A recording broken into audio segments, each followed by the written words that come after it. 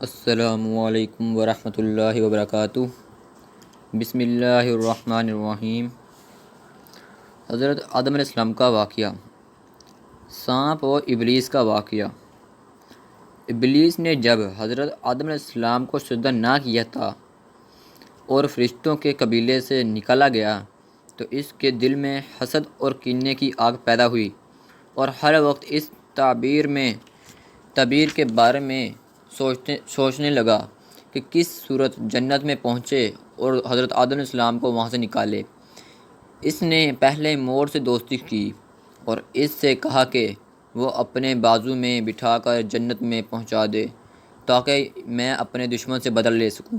مور نے اس بات سے انکار کیا اور کہا کہ یہ بات تو سانپ سے کہو۔ پھر شیطان سانپ کے پاس گیا جو اس کو منہ میں لے کر جنت میں گیا، لیکن جنت کی نگرانی کرنے والوں کو بالکل خبر نہ ہوئی۔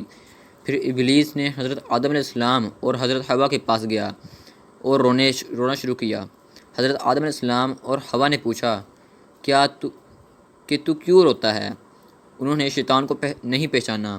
تب شیطان نے کہا کہ مجھے تمہارے حال پر رحم آتا ہے، تم اس جنت سے نکالے جاؤ گے، جنت کی نعمتیں تم سے چھین لی جائیں گی اور تم موت کا ذائقہ چکھو گے۔ اس بات کے سننے سے دونوں کو بہت رنج ہوا۔ ابلیس نے کہا، اگر تم میرا کہا مانو تو میں تم کو ایک درخت بتاؤں کہ اگر تم اس کا تھوڑا سا میوہ کھاؤ تو ہمیشہ زندہ رہو گے اور موت کی صورت کبھی نہ دیکھو گے۔ حضرت آدم علیہ السلام نے پوچھا کہ وہ کون سا درخت ہے؟ شیطان نے کہا کہ یہ وہی درخت ہے جس کے کھانے سے اللہ تعالیٰ نے منع کیا ہے۔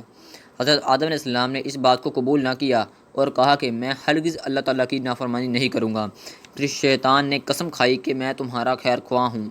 اس کے بعد حضرت آدم علیہ السلام اٹھ کر چلے گئے اور شیطان نے حضرت حوا کی خدمت میں جا کر ان کے دل میں اسی طرح کا وسوسہ پیدا کیا اور سانپ نے شیطان کے کہنے پر گواہی دی۔ حضرت حوا نے حضرت آدم علیہ السلام سے عرض کیا، سانپ تو خادم جنت ہے اور وہ بھی اس شخص کی حمایت میں گواہی دیتا ہے۔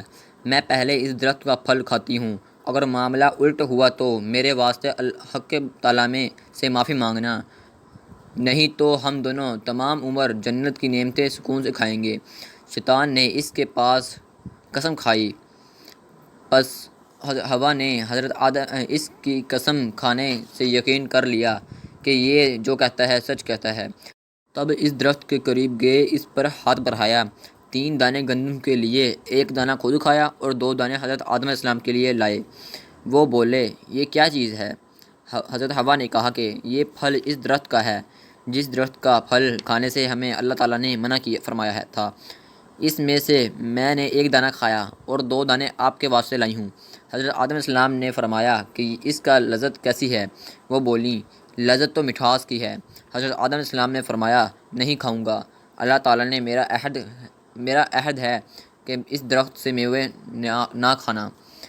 حضرت حوا جب مایوس ہو گئی تو حضرت آدم علیہ السلام کو دانہ کھلانے سے پہلے 1 پیالہ شربت جنت سے لا کر پلا دیا، جس سے وہ بے ہوش ہو گئے اور ان سے 2 دانے گندم کے لے کر کھا گئے۔ اس طرح عہد توڑ دیا۔ ابھی دانے حلق کے نیچے نہیں اترے تھے کہ تاج ان کے سر سے اڑ گیا اور تخت سے بھی نیچے گر گئے اور دونوں برہنہ ہو گئے اور اپنے جسموں کو چھپانے کے لیے پتے جمع کرنے لگے۔ تب اللہ تعالیٰ نے کہا کہ تم ایک دوسرے کے دشمن ہو اور اب تم کو زمین پر ٹھہرنا ہے۔ حضرت آدم علیہ السلام کی توبہ قبول۔ کلمات حضرت آدم علیہ السلام۔ پھر ان دونوں نے کہا کہ اے ہمارے رب، ہم نے اپنی جانوں پر ظلم کیا اور اگر تو ہمیں نہ بخشے گا اور ہم پر نہ رحم کرے گا تو یقیناً ہم نقصان والے ہو جائیں گے۔ جب حضرت آدم علیہ السلام کی توبہ قبول ہوئی تو وہ اور حضرت حوا حبشہ میں جا بسے۔ حضرت آدم علیہ السلام نے پتھر سے مقناطیس جار کر آگ حاصل کی۔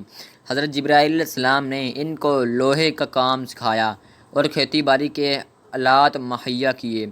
پھر حضرت جبرائیل علیہ السلام جنت سے بیلوں کی 1 جوڑی اور 1 میٹھی گندم لائے اور کہا کہ تم اپنے ہاتھ سے کاشت کر کے اس سے اپنی غذا حاصل کرو۔ تب حضرت آدم علیہ السلام نے وہ دانے زمین پر جھڑکے اور ہل جوتا، جس سے فصل آئی۔ جب پک گئی تو اسے کاٹ لیا۔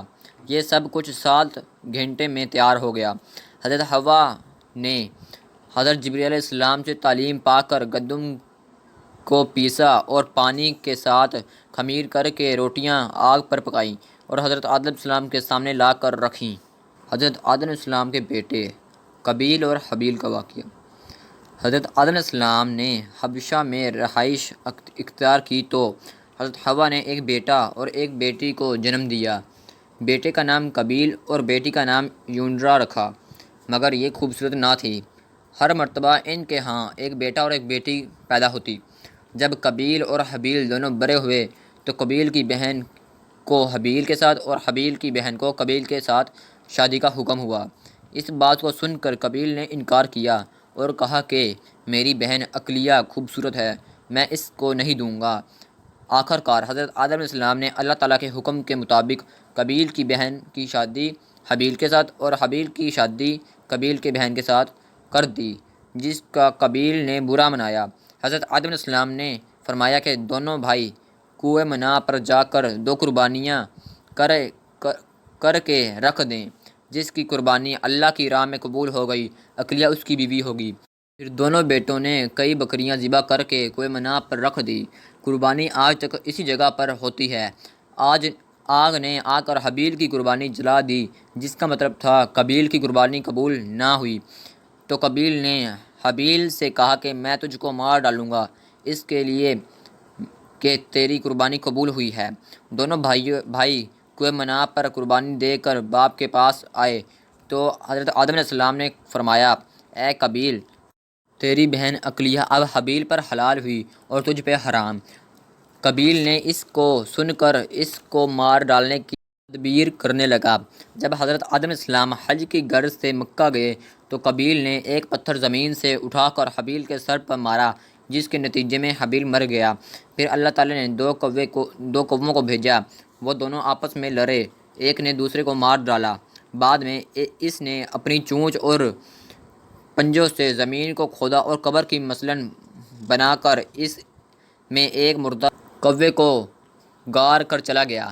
پھر اسی طرح قابیل نے اپنے بھائی کو دفن کر دیا۔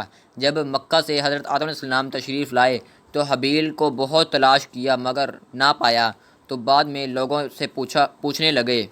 کسی نے جواب دیا، چند دن سے معلوم نہیں کہاں گیا۔ آخر حضرت آدم علیہ السلام نے اس کے لیے کھانا پینا سونا سب چھوڑ دیا اور دن رات اس کے غور و فکر میں رہنے لگے۔ ایک روز صبح کے وقت خواب میں دیکھا کہ حابیل اے بابا پکارتا ہے۔ حضرت آدم علیہ السلام نیند سے جاگے اور زار زار رونے لگے۔ اسی وقت حضرت جبرائیل علیہ السلام سے کہنے لگے کہ ہم اس کی قبر کو دیکھنا چاہتے ہیں۔ حضرت آدم علیہ السلام نے اس کی قبر کھود کر اسے نکالا تو دیکھا کہ اس کا مغز نکلا پڑا ہے اور خون بکھرا ہوا ہے۔ اس کے بعد حضرت آدم علیہ السلام نے حابیل کو اپنے مکان پر لا کر دفن کیا اور اس وقت ان کے کل فرزند 120 تھے۔ پھر ہزاروں سال کے بعد حضرت آدم علیہ السلام بیمار ہوئے، تب حضرت آدم علیہ السلام نے اپنے بیٹے کو وصیت کی کہ اب قریب ہے کہ میں دنیا سے چلا جاؤں، شیش میرا قائم مقام ہوگا، تب تم سب اس کے فرما برداری کرو گے اور اس پر ایمان لانا۔